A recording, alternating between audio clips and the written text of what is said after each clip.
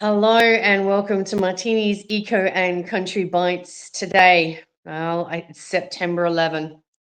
For me, it is definitely a day of remembrance and the fact that so many have paid the price for speaking the truth. So it was this event 24 years ago that kind of woke me up, and the documentary that was made by engineers afterwards. Today, I wanted to talk to a good mate of mine and someone who has been around this for quite a long time, Wade from Billboard Battalion. Hello, Wade. How are you today? G'day, Martine. How's it going there in downtown Western Australia? Things are cracking. I'm happy to say we have sunny weather for the first time in a month. I've never seen such rain ever. Like the amount of rain that we had in the month of August was absolutely insane. Yep. Well, look, we were across there a couple of years ago, and it was in the middle of a drought. So, I know wet weather is wet weather, and it can be tough and hard, particularly through the winter. But in terms of crops and feed for livestock and so on, I think that WA farmers would certainly appreciate that kind of weather. Oh, absolutely. It's been a godsend. It's just navigating the issues with the roads because a lot of roads have washed out from underneath. It's just like streams popped up that haven't been around for 30 years, but that's okay. We're navigating through that. These are the biggest issues, especially when we can look at what's going on in Bali, the poor people that got flooded through, friends of mine. So that's it, but this is the thing when we have extreme weather changes, with natural cycle changes, with our weather patterns, climate change, if you want to call it that, whatever. We need to sort of like address these things. But, I think that you got to be calm about it. You got to be, approaching it with some kind of sensibility, which hopefully is returning. Do you think it's returning? I think things are actually lighting up a lot more, in fact, Martine. And, when we look at things globally that are happening now around the world, I think things are hotting up faster and harder than ever. We have an interesting situation where, our enemies, the globalists, etc., are ramping things up enormously. But also we're starting to see we, the people, starting to also switch on, get the lead out, get their apathy and their pathetic, hopeless laziness out, and are now starting to take part in what is literally World War III. And they're more realising that they're in the fight for their very lives and their existence, and that this is the last hurrah. There is no more tomorrows if we don't fix this. Perfect. Now I'm just going to play this clip. To be. You can't have a one world government and a one world currency with strong patriotic nations. So first you're going to have to demonize national pride, dilute sovereignty, and connect shameful and negative connotations to national symbols.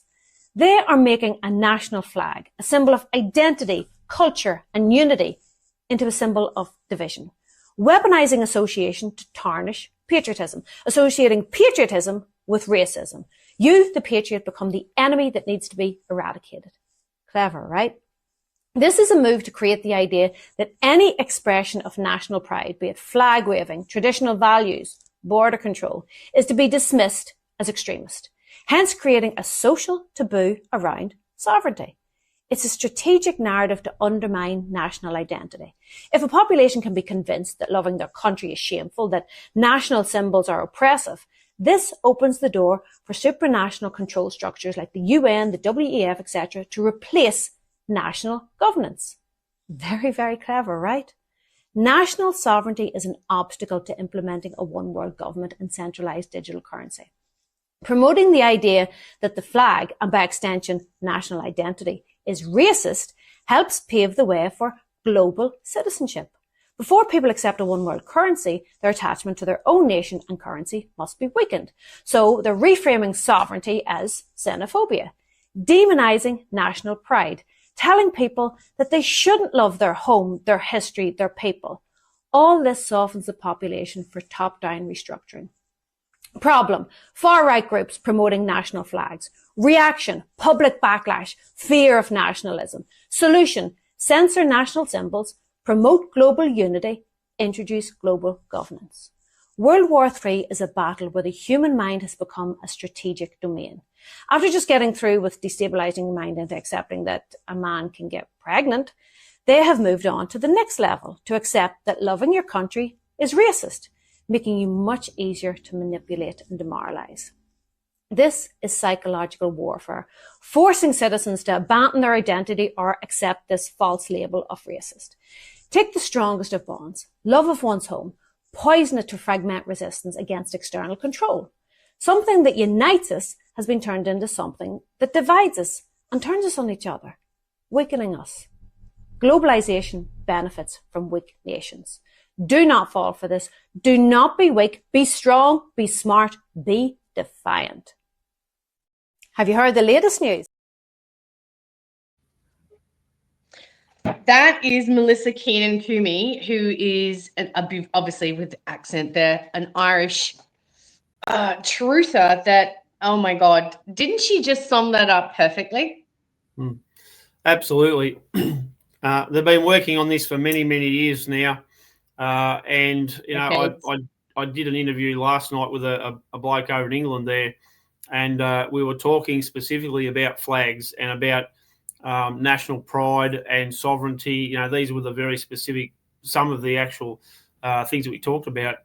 And this is absolutely true, that in order to have the one world government, you have to destroy people's collective. You've got to destroy their structure and their foundation, all that kind of thing. Yeah. So we're seeing attacks on anything in any country that, and I think to the point too, where in England we've seen people now being arrested for having the English Union Jack flag, and here in Australia, to show you how pathetic this is, there was Jacinta Namatjira Price, who's an Australian senator, wore an Australian flag, just like the one behind me here. Oh, look at that. You've got that there. What an amazing woman she is. Look at this. Didn't even cue this up, but you know what? Well done, bro. I was going to talk about her. So, yeah, continue. What we do, mate, you know. So she wore the Australian flag into the Australian Senate in the Australian Parliament, which is underneath the Australian flag. And one of these Greens clowns came along and chucked a fair bit of a thing about it and said, well, if she can wear that, I should be able to come in draped in my Palestinian flag. So how about, hell no, you take that crap and shove it. And if you want to be Palestinian, mate, rack off, pack your crap up and go over to Palestine and stay there, right? Now, this is Australia, you clown. So the main message here, Martine, and this is where we all need to change our language to a degree, and always preface or follow up anything of this discussion by saying this is a specific strategy by the globalists and our governments to destroy our country, to break our country, and in particular to create civil unrest. They want people in our country fighting against each other. That's what they're looking for. Correct. Yeah. The thing is that when it comes to a united, a nation that's united in their values, ethics, and culture, you'll never win against them. And that's why I think that this weekend, I think with the rallies that have been, the previous rally, there were some things that were very questionable about who got onto the microphone and who were allowed on the stage. I'm not even going to get into that because if that hadn't been an event I was at, God help them, because there's no way in hell anyone would have taken over my stage like that. Yeah, that's right. I wear cowboy boots for a reason, and they're good for kicking butts. I can tell you right now. So all I can say is that to Senator Price, who stood up and wore the Aussie flag proud,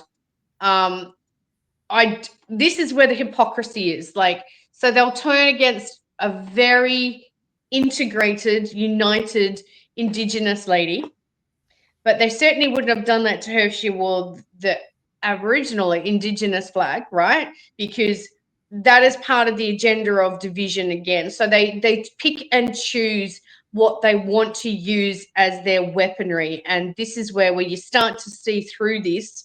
This is where people are waking up. And this is what I'm seeing that is like, hallelujah.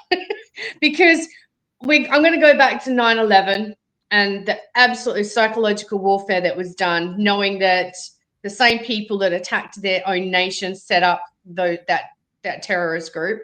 And anyone that's new to this, if you haven't gone and seen the documentary 9/11 An Inside Job Proof in brackets, you'll find it perhaps on YouTube again, but certainly you'll find it on Rumble and independent pages. Don't use Google. Use Yandex, Brave, something else as your search engine, and you'll definitely go and find the unedited.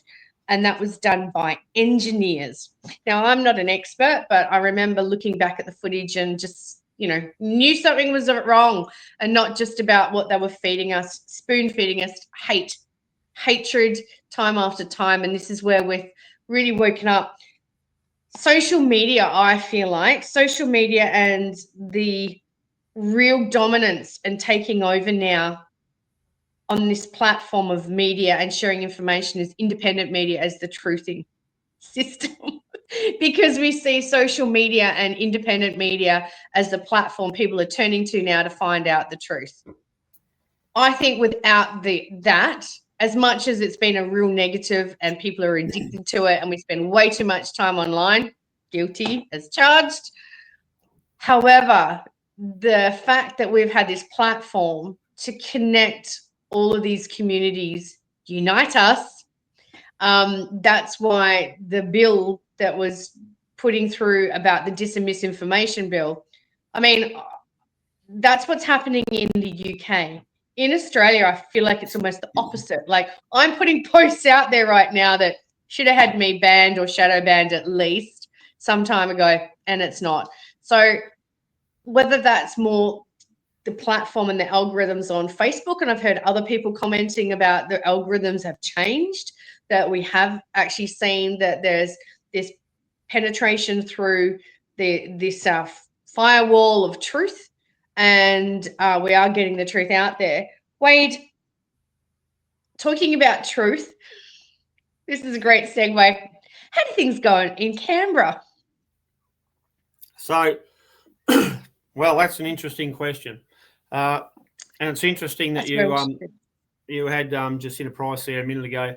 So what we've been doing is we came up with a new strategy there about 6 weeks ago to actually turn up in Canberra, Billboard Battalion, and go into Parliament House and start trying to organise to do interviews with politicians of all race, creed, or religion. I don't care which party it is. They're independent, so I couldn't give a stuff. We're interested in two things. Answers. Well, number one, providing a media platform to politicians who want to actually tell the truth. And we know that there's so many politicians who don't, because they know that the media, whether it's in particular ABC, Channel 7, 9, 10, SBS, I know as a fact, every one of those media outlets will push lies. They help to cover up crimes that politicians commit, and they push politicians in a particular direction. And number one is to conform to the one world government. So we are there, number one, to provide an outlet where politicians can just tell the truth. Secondly, where we can start to expose and put pressure on the other ones, because what the Australian people don't get to see a contrast. They don't get to see anything. It's a whitewashed, clinically put together load of crap they see in the media normally. So it's interesting to give our pollies a chance to make statements that the other ones have to then either confirm or deny. Yeah. And what we're seeing is we've had a number of pollies now we've done interviews with who are really great to talk to, like the Ralph Babette's from Victoria here, Senator, like Malcolm Roberts, One Nation. We did an interview with Barnaby Joyce. He was really, really terrific. But we're chasing others now who you would think would be quite happy to talk to us. And Jacinta Price is one of the ones who I've been wanting to talk to for a couple of years. And for some reason, she's dodge, weave, no, nothing. So I'm just wondering what's going on with Jacinta Price and why she doesn't want to talk to Billboard Battalion. The other thing, of course, one of them is Alex Antic. We've been trying to get hold of Alex Antic. Alex too, his office, and one of the problems that the politicians have, of course, is we're running into them in Parliament House because we're there all the time. And you bump into them and, you're there face to face. Yeah. Whereas this is why we're going to Parliament while it's sitting, because they're there. Yeah. And they say, look, get onto my office and hang on a minute, mate, we already did that. And send them an email. Well, we've sent them 2 or 3, in fact. So, we're starting to put the pressure on them. Good. Alex Antic, I think I'm rather disappointed in him that he's, I don't know, he's not interested. Jacinta Price, similarly, I'm very disappointed in Jacinta Price. I thought she was made out of better stuff than that, but I'm just wondering whether she's really on the side of the corporate, so I'm not 100% sure. But, as far as, and this is a part right now, what we're doing is to use the thing we're doing and put pressure on them. Well, the other thing that makes me question is they're gatekeepers as well that are stopping this from actually happening. I mean, we're looking at the Liberal Party who are acting more like the Labor Party day by day when they've asked her to step out away from the party, stepped her down as the shadow minister. Like, this is where I go, they did the same to Rennick. And I've been saying to people for a long time, when you get rid of someone like Senator Jared Rennick in the Liberal Party, wow, that was a pivotal time here. And they've just doing the same to her. So I question, is there gatekeeping to, again, like this same kind of mentality that's going on with the Labor Party that's like, basically, we only think one way, we're only going to be acting one way. And this is where I'm like, I go back to electoral officers and speak to their electorate and not at the Canberra level. And that's why I've always done that, is because the response you get in their electorate is very different than in Parliament.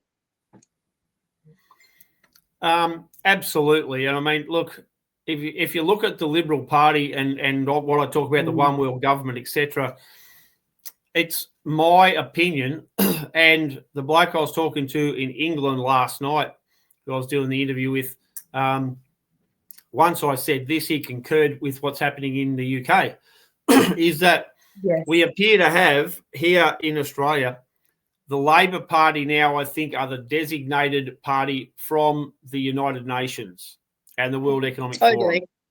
And I think that the Liberal Party now are throwing every election. I think they put up a token presence just to give the illusion that there is actually still something going on, when the Liberal Party, I think, are absolutely every bit as much on board with the WEF and the WHO and the UN as the Labor Party and the Greens and the Nationals are. They were starting to see a couple of the Nationals breaking ranks a bit, so I think that's positive. As I said, we did an interview with Barnaby Joyce, and he was putting up a private members bill about getting out of net zero. I think Matt Canavan also is making some pretty good noises about a lot of things there. And I would like to interview Matt Canavan sooner more so than later. So, that's where it's at. And this is one of the reasons, Martine, why we're in Canberra on the ground in Parliament House, chasing these politicians. And we're also going into the Senate and the House of Reps, and we're actually being in the gallery there and watching what's going on, so that way I can report on actually what we see and who's arguing with who and the rest of it. So one of the good interviews. What's that? Sorry, Martine. Being the fly on the wall, you know, and the fly in their ointment too. Yeah, I was going to say more so something in the middle of their soup. But anyway, so we also interviewed Tyrone, who's the new senator for One Nation, and he's absolutely brilliant. He comes from, I don't know, some little place a little bit west of somewhere. I don't know, one of those states, you know what I mean? So I think he's originally from the East Coast, actually. He's an East Coaster. He lived, I know, I just spent the day or the afternoon with Tyrone and some of his staffers doing a whale tour here in Geo Bay. So I've had the opportunity to meet Senator Tyrone Whitten a number of times, and I concur. His integrity, his sense of deep comprehension about everyday Australians, and being in the fight with the dogs up straight away, like there was no pussyfooting around. It was like, right, where is it at? Lay of the land, where we go from here, let's go all in. And it wasn't, you know, sort of half-assed, as I would say it. There was no messing around. It was getting straight in there with the facts, the information, and that's the thing, is going to, from what I can see, all the experts, people on the ground going out there in community straight off and really doing his investigation, due diligence. And that is what we need more and more across the board, representatives that are going to do that and really be true representation of the myriad of areas and diversity of who we are as people. And I'm not talking about multiculturalism. I'm talking about, you know, whether it's farming issues, whether it's issues to do with fishermen, and whether it's to do with actually manufacturing that's just non-existent in this nation. All of those things, we need more like Tyrone and co, because he's been in there with the good fight yesterday with us, going out, even though he gets seasick. He did really well. It was very smooth, but I know that he's one that I have met that I probably give not only one thumb up, but two thumbs up. And the fact that he's spoken to you a number of times speaks volumes. Well, we, Billboard Battalion, were actually in the gallery where he made his maiden speech in the Senate. You know, and so good. And he's just a terrific, absolutely fantastic bloke. And I think he's the kind of fella that we need in Parliament. Not some career politician who's never, ever had a real job, has no real experience, and the only exposure they've had is to corruption and selling out their electorates. So I think that, you know, One Nation has really been bolstered with Tyrone, you know, and so we've interviewed Malcolm Roberts as well, and Malcolm is, as usual, is a fierce little warrior, and he's a terrific interviewee. We've got Pauline Hanson lined up, got Bob Cattle lined up, you know, and Alex Antic has told us that, you know, personally, he said to my face, yeah, okay, well, he said, we'll, you know, get onto my office and we'll organise this. So we're starting to get there. Good. And, you know, I think particularly with the likes of Tyrone as well, he's only coming into this new from a career in construction and so on. So I think that it's helpful that, you know, we are actually there to show, how would you say, some integrity in the system, because I hear so many people say, oh, well, this politician went in and they had the greatest of ideas, but the system got hold of them and basically crushed them and made them do what they want. So hopefully, you know, what we're doing there is giving some of the politicians who actually have some backbone and will actually fight for our country, give them some support. Yes. And I think you nailed it there. You're doing a great job, just by the way, that your interviews are really opening up the doors more again. And I think that is what we want. We want to see that there are senators and parliamentary members that are willing to open up their doors and speak to those that represent not just independent media, but a huge part of the community of Australia. I think that more and more they're realizing that just doing their media segments with mainstream media is not effective anymore. And I think, again, this is an ode to the truthers that have been out there fighting the good fight for a long time, that people are sick of the lies, the twisted and manipulated words. Even when politicians go out there and trying to do the right thing, their words are, please explain. Or Pauline, she's been thrown under the bus more times than we can even poke a stick out. So I think that people are starting to realize, and I think politicians that have nothing to hide, that are in there, like you said, not career politicians, but they're in for the right fight, they're the ones that are really starting to stand out now, because they are opening the doors and realizing that independent media platforms and social media is the way that people are looking for the truth. Integrity. Absolutely. And look, the truth and integrity is everything. And what the media has made happen is they've made politicians know that if they tell the truth, they're going to cop a smacking. But secondly, the Australian people have not backed them up. The Australian people have not backed up our politicians. They've been happy to just go about whatever they're doing and see the political machine turn 150 degrees to the left. And that's on the Australian people. You know, we get so many people who say, oh, these politicians are just scumbags and they're everything. But what I say is this. No, they're not all. No. What's that, Martini? There's some good ones. Yes. There's some good ones, mate. And we have to get behind them. Well, I think that we've got to apply the pressure to the entire parliament.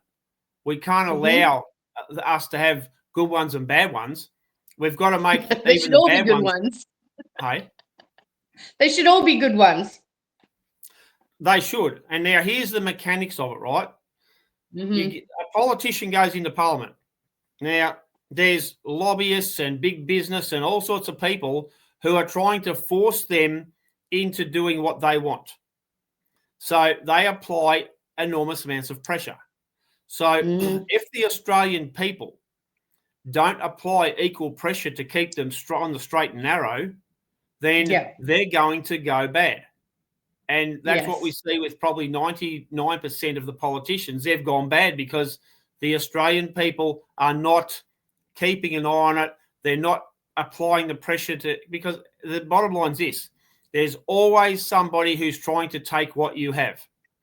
You must just be aware of that, and you've got to be proactive in protecting what's yours and what's just right, what's correct. Yeah, absolutely. The thing is that this is where ideology and virtue signaling has no soul about it, because when it comes, again, it doesn't pass the pub test.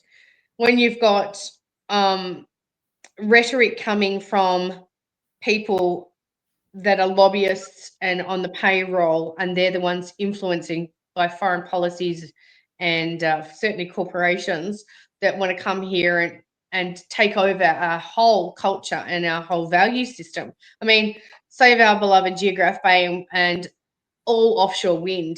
You only have to look at that, and they're not proponents from Australia.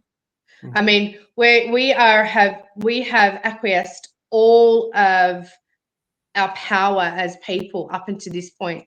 And sorry for the pun, but it is a turning point. I will touch on that in a minute, what's happened in the last 24 hours or so.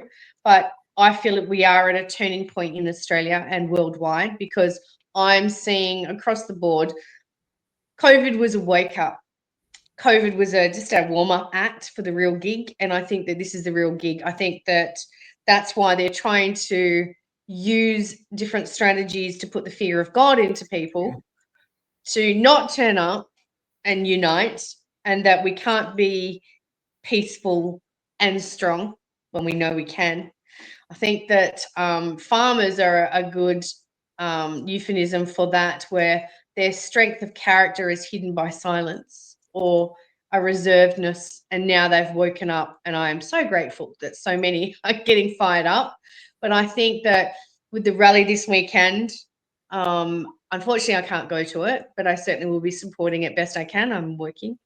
But with the rally on the weekend and what we're seeing Australia-wide, and then internationally, they're trying to silence truthers, powerful voices, but we won't be silenced, and we are not the version we were when 9/11 happened, where we allowed the media to absolutely brainwash people with a narrative and an agenda that we clearly see through now. We see through their lies and their manipulation, and where the money is coming from, where the agendas are coming from.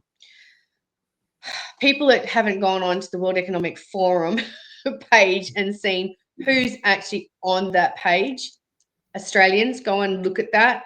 It's quite extensive. And realize that those people that are signed up to that are no longer representatives of Australia, period. Otherwise, they would have removed themselves from that, realizing that that was not the way we're going. I just want to put something up here, Wade, very quickly. So this is talking, I want to go back to the levy that we talked about a little bit before, the levy, and then you were recently at the Bush Summit. Wade, could you give us a bit of a on-the-ground perspective of how things work? Because we saw a lot. Barnaby Joyce, my gosh, he spoke so strongly. I think that his voice with Matt Canavan, when it comes to out of net zero and calling out the BS swindle, what's your take on the rest of how the summit went? So I think Barnaby Joyce and Matt, I think, were at Wagga. I think that was the one they spoke at. Oh, yeah, sorry, Wagga one, yeah. So Wagga in New South Wales. Pauline Hanson also spoke at the one in Toowoomba, Queensland. And the one that we attended, Bilbo Battalion attended, was in Ballarat in Victoria. So we had the Prime Minister there, Anthony Albanese. Sorry about that. Yeah, I know. I just, like, it just made the cream on the scones go sour, you know what I'm saying? So, and we put up a bit of a battle with those scones, I'm here to tell you. So, what was that scone situation? I heard there was a bit of an evacuation, but you just found yourself a fresh plate and beautifully whipped cream, homemade jam. Like, what happened with that? Well, would you believe it or not, right? Just after Albanese spoke and that other thing from Melbourne, the Premier, Jacinta Allen, there was some kind of a evacuation order for the hall we were in Ballarat. And anyway, as it turned out, they just put out smoko, and so anyway, there was on the furthest wall there was they just laid out some tables there with fresh scones and cream and some jam and all that sort of thing. So I thought, all right, so it's time to go and have a bit of a feed. So I rock over there and I just get to the table, and this alarm thing starts going off, and it's, oh, this evacuate the building. There's a fire or something. What's going on like this? So anyway, I thought, well, hang on a minute. We've just got to this bloody scones here, mate. These are pretty good stuff. So I'm going to have a few of these. And, the security people come, oh, you've got to evacuate. There's a fire. And I said, now, listen, just calm down, mate. Just got to the table here. We're having a bit of a feed. And, I'm a fireman, and I'm here to tell you there's no fire, right? Understand this. So they didn't know exactly what to do. So anyway, we grabbed a plate full of scones and started heading towards the door. But anyway, then they tried to get everybody to a emergency evacuation area and all this stuff, which is pouring rain. I'm not going out there. We got saturated coming into the joint. So anyhow, that's a well, you know what they say. It is an emergency situation. The most important thing is not to panic. So yeah, relax and eat your scones and finish off the plate.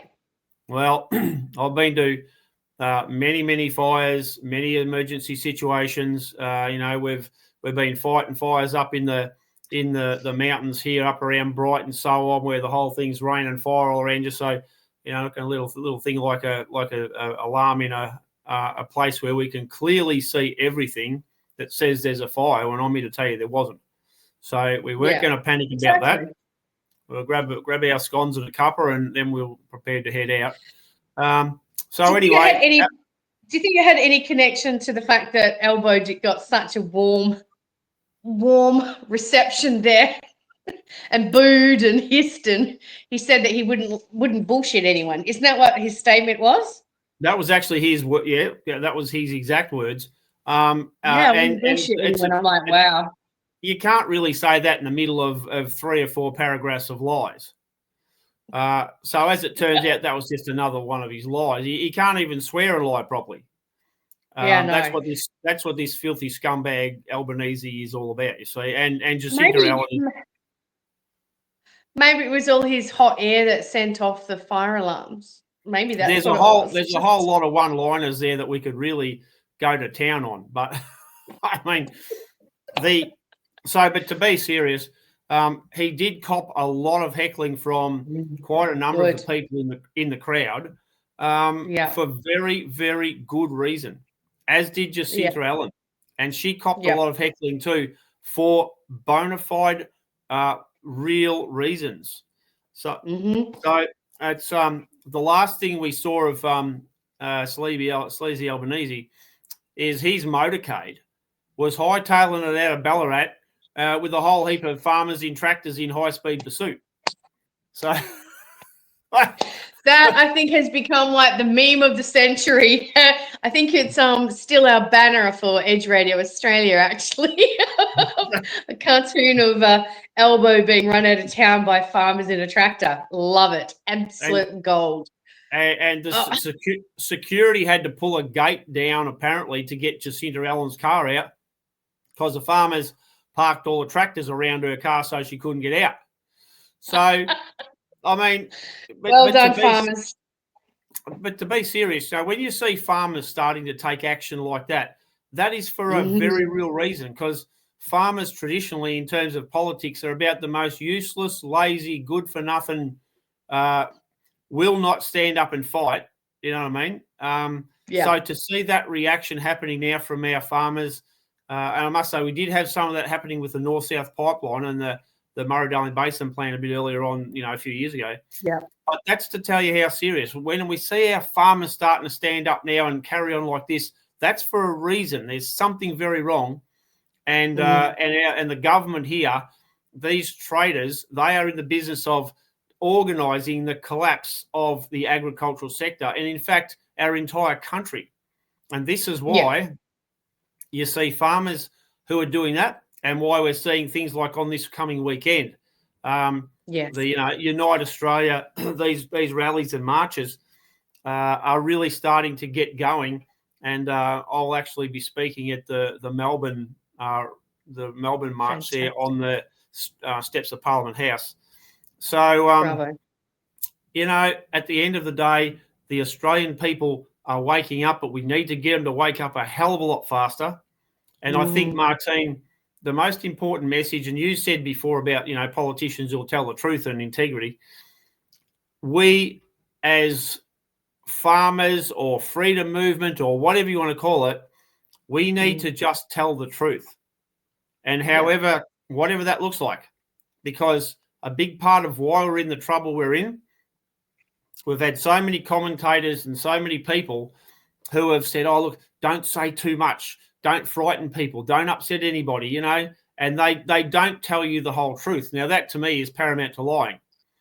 So if we've got people who are in whatever movement and they lie to people, they don't tell them the truth, then I think, they have to look at their level of responsibility in where we're at the minute, because, the people need straight shooting facts. Yeah. I think that you've summed it up perfectly, that we can't omit portions of that truth because we're going to offend people. It's like, well, I think it's time to pull up your big girl, big boy pants. That's been coming for a long time. Those that have tried to, not look at the cold hard truth and now being not just slapped in the face with it, but probably skewered from the backside upwards, because they realize that they've sat on their laurels for far too long. And even though people were trying to give them the information they needed, it's taken to break point for these people to wake up. And this is where we are at breaking point, or at a turning point, in Australia and worldwide. I think this is where I look at this as mass consciousness awakening, because I don't just look at it from a geopolitical perspective. I look at it also from a spiritual perspective. There is no separation. It's just that we'd like to separate and disseminate things to make sense of logic of it. I don't think that you can make logic of people that are working from a very demonic agenda that's dystopian, that wants to destroy everything that's natural, that's loving, that's unifying. When you know you're working with something that's trying to rip that apart, you know it's demonic. And that's where I keep saying to people, energy never lies. And that it's really, really important that even though there might be really bad things that they're trying to throw in our face to fearmonger and stop us from standing united peacefully and harmoniously with a united voice, there's no way we, at this point, we will allow that. Because again, I'm coming back to, it's September 11, and it was this day 24 years ago. I remember it because I know how old my daughter is. And that basically this changed the world, what occurred on that day. And I think today we look at, it's time for us to change it and stop letting that external dark forces be the narrative, be the paid for agenda. That I think it's time now for humanity to come together, and not in the New World Order way, but as our nation, we're going to get up and stand united. But just as that beautiful Irish lady, Melissa, has just spoken so profoundly at the beginning of this segment, that this agenda is being rolled out worldwide. There is nothing unique about what's going on in Australia. All it is the way it's being applied. And certainly to our agriculture, our food security, energy security here, and our identity as people, that we would let foreign corporations come in and destroy our beaches, our oceans, our agricultural land, just our land in general, things that are sacred to us. And having something that's sacred to us and protecting that makes us NIMBYs. Well, I say, F you. I will be standing up for that. And I keep reminding people that I'm not just going to roll over. I am the granddaughter of an Anzac, and that spirit is fully lit in me. It is a fire in my belly that every day I get up and go, nope, we've got to keep punching at it.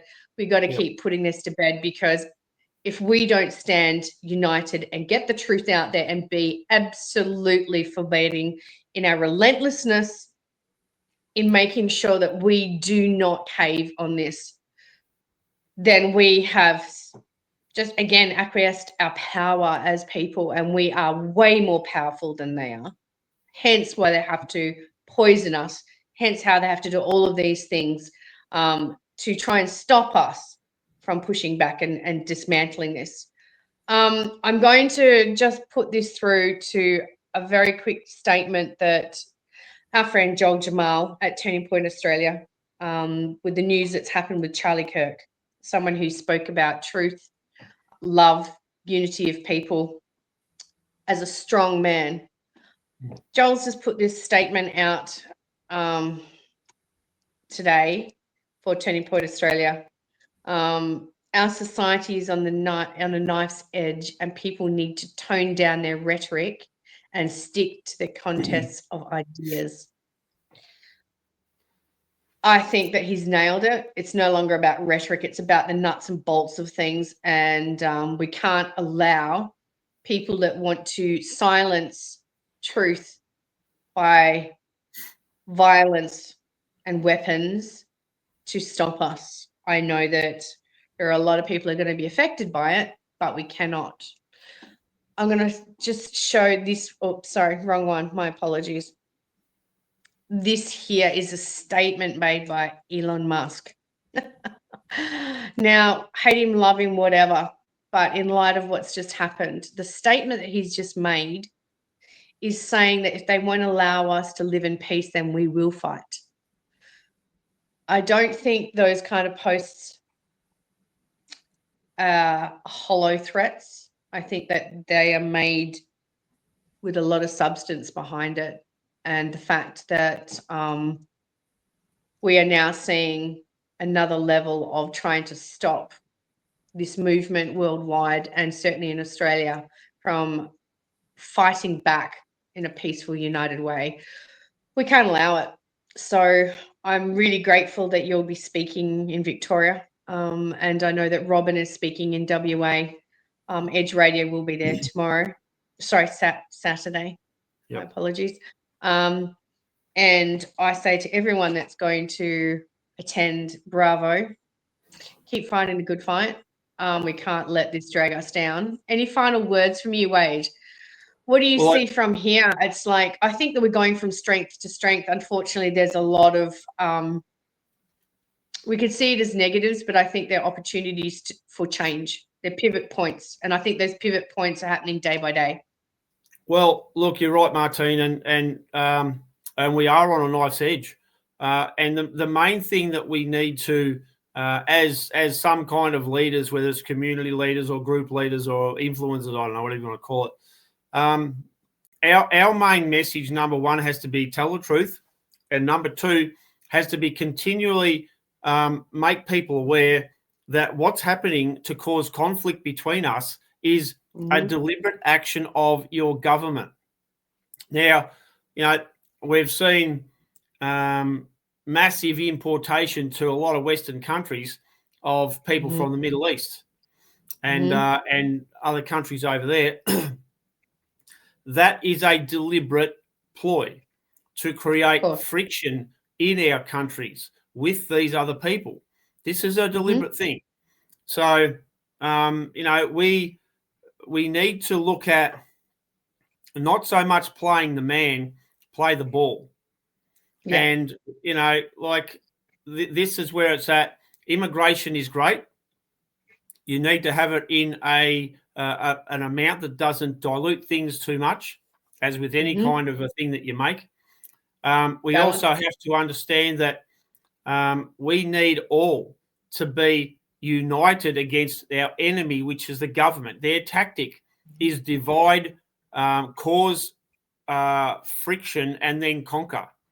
So every time we see some sort of a problem in society, they tick off another box and go, yes, we've got these stupid people who are just, we've made them fight and argue against each other. So I think that the most important thing is here to recognize that and constantly remind people of that, so that we don't build up animosity between each other. We build up an animosity against our enemy. And then we need enemy. Yes, we need to implement the strategies that take that down, because while they're throwing different sides of us against each other, their plan is to exterminate all of us. Exactly. There are no winners. So this is not rocket science. This is pretty basic sort of stuff. But we get people who get caught up in all the emotions of everything and don't think laterally and logically, which is, as they say, in any war, you have to take the emotion out of it and you have to think logically and rationally and mathematically. I think that the emotion is what fires us, because we know it's right. And we know that we have to fight for our liberty, our human rights, our values, our society, our nation, our culture. However, when it comes to being logical and strategic, you need to keep your eye on the ball, exactly what you've said. Thank you for joining me today, Wade. I'm looking forward to watching yourself and everyone else speak on the weekend. And as always, keep fighting the good fight, my friend. And thank you for joining today. And you too in downtown WA, mate. Keep up the good fights over there. and right around Australia, and just love the work that Edge Radio does. Love the work that you're doing over there with Geograph Bay. And, you know, there's stuff like that happening all over the country, and we need to bring all that together, because it must come together, because then we've got the national fighting power to beat these people. We do indeed. We have the power. Ode to the truthers. That's been Edge Radio Australia today. Thank you.